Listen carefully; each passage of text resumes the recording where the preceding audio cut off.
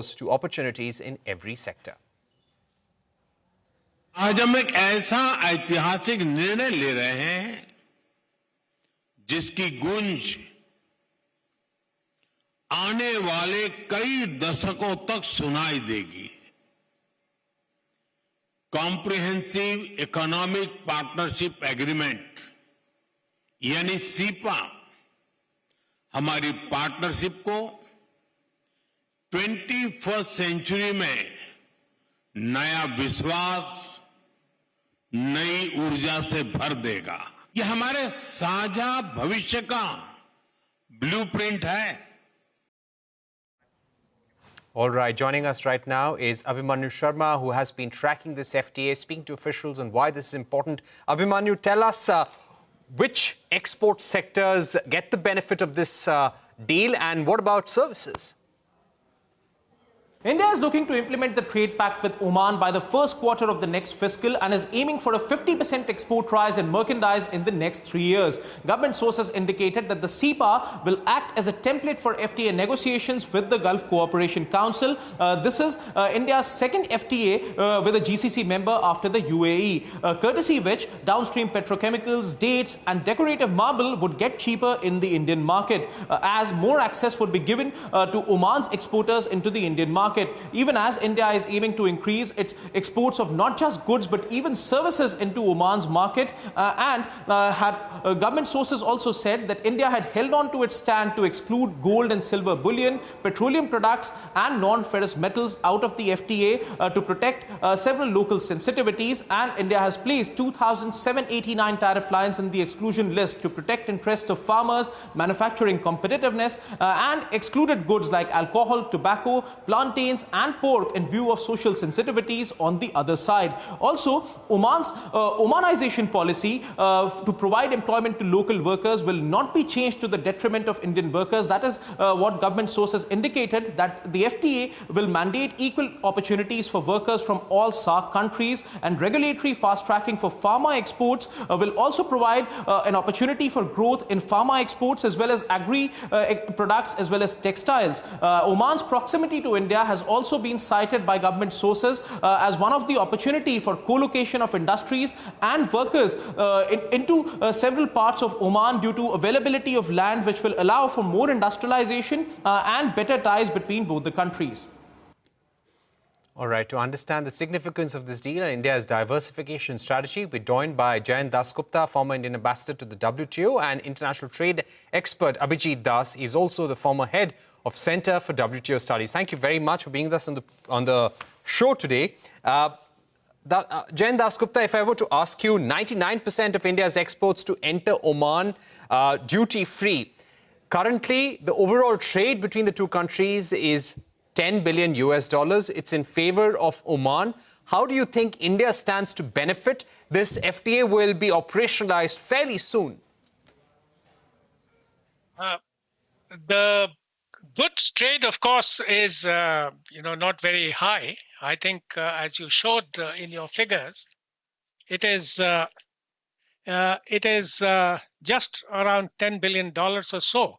Oman exported about $6 billion, of which the three main products were petroleum and gas and fertilizers. And as far as India is concerned, it was basically naphtha, petroleum, refined petroleum, that is, and machinery items, iron and steel, etc. So I think for the labor-intensive sector like textiles and clothing, like leather footwear and leather garments and other leather products, I think there is going to be a very good scope for increasing our exports to Oman. And more importantly, the flow of FDI has been rather limited, just around over $600 million from India to Oman, and a similar figure for Oman to India in 24 years. So with the signing of the comprehensive agreement, hopefully India will see a lot more of Omani's investments in India. Already there are about 6,000 joint ventures which are working, India-Oman joint ventures. But I think there would be a lot of capital infusion which is expected because of the CEPA. All right. I'm going to come back to you, Mr. Dasgupta. Let me get in Abhijit Das as well. Abhijit Das, on the services commitments front, this is the first of its kind in any agreement with Oman. 127 subsectors will stand to benefit. Enhanced mobility for high-quality temporary workers. Stay commitments for intra-corporate transferees have been increased. Contractual service suppliers, even for them, the opportunities are going to increase under the new CEPA as well. How do you think this helps our services exports to Oman? First and foremost, we need to realize that Indian service providers have already been fairly active in Oman. So to that extent, the incremental benefit will not be very significant. But having said that, with the Omanese economy set to expand quite significantly in the coming few years, India would become well positioned to meet the demand for services as and when the Omanese economy starts to grow. So that is what will really provide the opportunity. To cut a long story short, our services export growth will really be determined by the rate at which the Oman economy expands. Right. The CEPA also opens up opportunities for 100% FDI investments in Oman by Indian companies. Mr. Dasgupta, how do you think this will help the Indian businesses looking to diversify, enter the Omani market, and why is this important? There are several factors, I think, which would enable Indian investors to, reap the benefits of this CEPA. One of them is that Oman is a place where there is plentiful sunshine. So I think there are already companies which are into green hydrogen, which are exploring the possibility of joint ventures in Oman. And there are, I think, a few already which have been signed. So that is one aspect. The second thing is that Oman can be, because land is plentifully available, and Oman is looking for industrial production on a larger scale. So I think it could act as a springboard for accessing other countries in the GCC, the other 5 countries. Of course, India has already signed an FTA with the UAE. So Saudi Arabia and the other 3 countries, it could act as a springboard and benefit Indian investors in Oman. All right. Now, in terms of setting the ground for FTAs with other GCC countries and a larger GCC agreement as well, how does this trade agreement really help us, Abhijit Das? In 2 contrasting ways, in 2 opposing directions. One, of course, is on the positive side, our aspiration that with Oman already having given us FTA concessions, Oman will find it less difficult to give similar concessions in the FTA negotiations with GCC. So that is one aspect. But the second aspect is a much more practical dimension, and this is a problem which India encountered in the FTA negotiations with ASEAN. Just to recall, in ASEAN, we already had a free trade agreement, CECA, with Singapore. Our expectation was that Singapore would support us in the FTA negotiations with ASEAN. That didn't happen for the very simple reason that Singapore would have partly lost the Indian market if the FTA with ASEAN were to be implemented. So I do apprehend something similar with Oman as well. Once the FTA with the GCC starts getting concluded, there could be an apprehension in Oman that the edge that Oman products enjoy in the Indian market because of the FTA with Oman, that edge could get a bit curtailed because of the FTA with GCC. And let's also remember that the production patterns in Oman and some of the other GCC countries might be very similar. So the adverse impact on Oman of the larger FTA with India under GCC umbrella could cause some apprehensions in Oman. So that's All my right, take on Mr. this aspect. Okay, Mr. Dasgupta, now, in the last few years, we've seen India signing an FTA with United Kingdom, which is yet to come into effect. You've got the EFTA, which has come into effect this year. The Australia trade agreement is already in place, and we're now looking to make it a bigger agreement. You've got a CEPA with UAE. You've got a trade agreement with Mauritius. We're now restarting talks with Canada, Israel, talks with the US, talks with the European Union are on as well. How does Oman help us in increasing overall exports? If it's $10 billion currently, with this trade agreement in place, how do you expect rationally, practically, trade to increase on a year-to-year basis with Oman? Well, Oman, the population is only about 50 lakhs, and the GDP is about $118 billion. So we can't expect, a very high growth rate from the $10 billion that we are already having by way of international trade, but two-way trade. So the one of the major things about this SIPA is to have stronger relationship, stronger bonds with Oman, and also have use it as a stepping stone to the GCC, which is a much larger market, because Oman is, I think, one of the smaller markets of the, or if not the smallest of the GCC. So that is the main thing. And there are many benefits of co-production.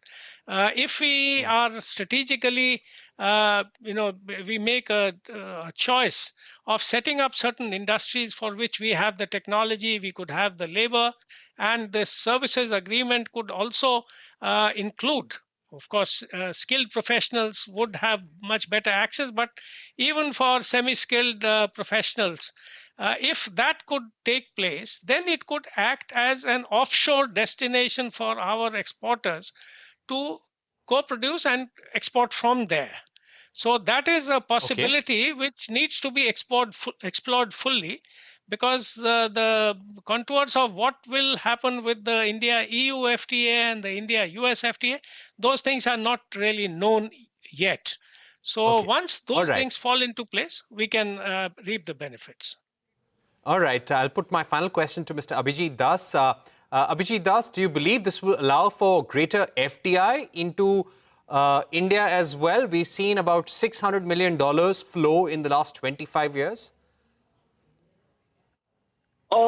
Honestly, I do not envisage any significant surge of FDI from Oman.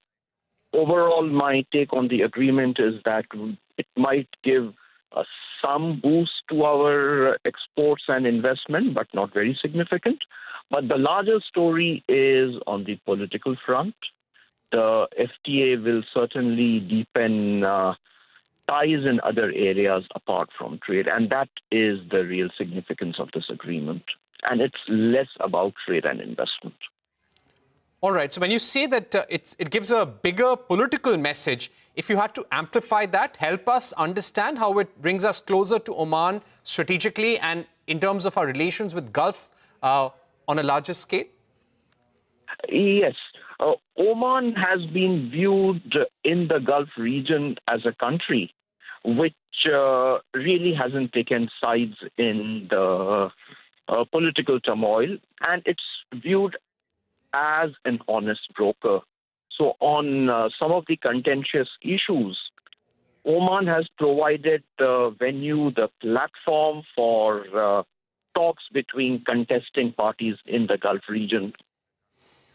And once the FTA starts getting implemented, and given Oman's the evolving and increasing strategic significance in the Gulf region, that gives us some leverage. All right. Thank you very much, Abhijit Das and Jayant Dasgupta, for joining us on the program. We're taking a short break here on Newscentre. Lots more when we return.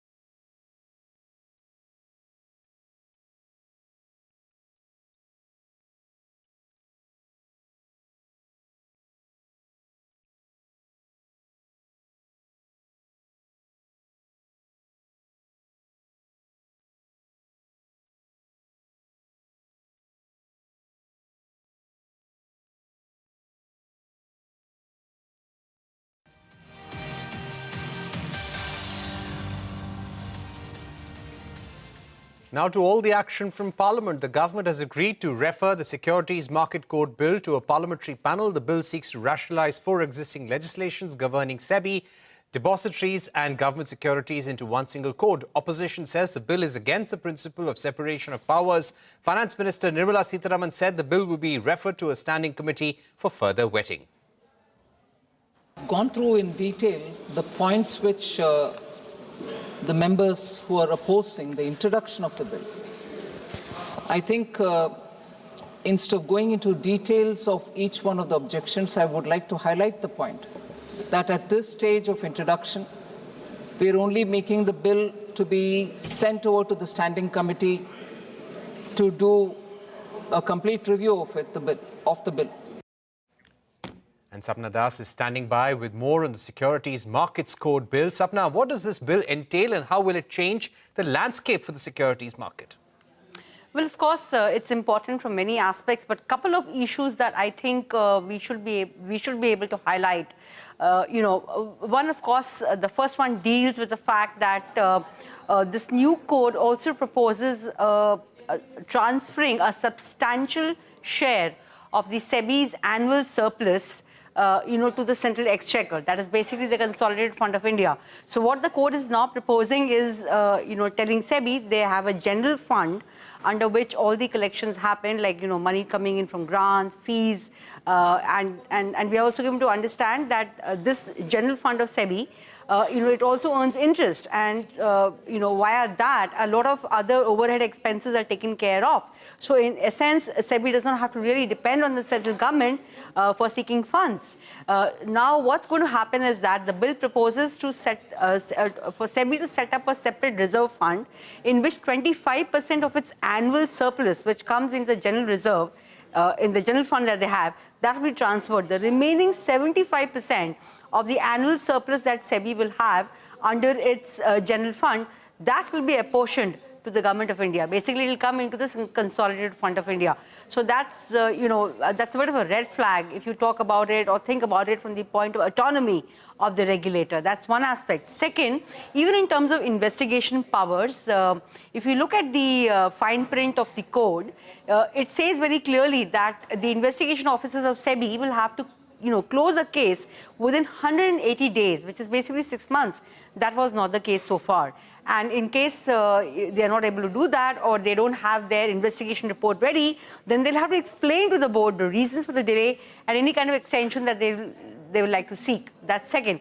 Third, the code also proposes that once a particular default or a contravention is over 8 years, well, the SEBI will not be able to investigate it. I mean, this is a bit surprising because you look at the fact that there are so many Ponzi schemes around, and for instance, you put money in a Ponzi scheme, so to say, and it matures in 7 to 8 odd years, and there is a requirement of an investigation. That will be difficult on the part of the market regulator. However, there is a small proviso here, provided an investigation agency refers the matter to SEBI, or if the regulator so decides that this could have a systemic impact on the securities market. Only then the investigation can be opened after 8 years, otherwise not. All right. Thank you very much, Sapna, for those very important details. That bill was taken up in Parliament earlier today, and Sapna there outlining the important highlights. Let's move on. The air quality in Delhi remains hazardous, even as strict pollution control measures take effect starting today. Petrol pumps will not supply fuel to any vehicles that do not comply with the BS4 standard or above. 50% of government staff are working from home. Primary schools have switched to online classes. The pollution levels in adjoining cities like Faridabad, Noida and Gurugram is worse than Delhi and 30 times above standard levels. The Parliament was scheduled to debate air pollution today, but the Lok Sabha was adjourned after the bill to overhaul Manrega was passed. Let's move on. Indigo is facing a probe now from the Competition Commission of India following the mass cancellation of flights earlier this month. The CCI will probe complaints against the airline after the recent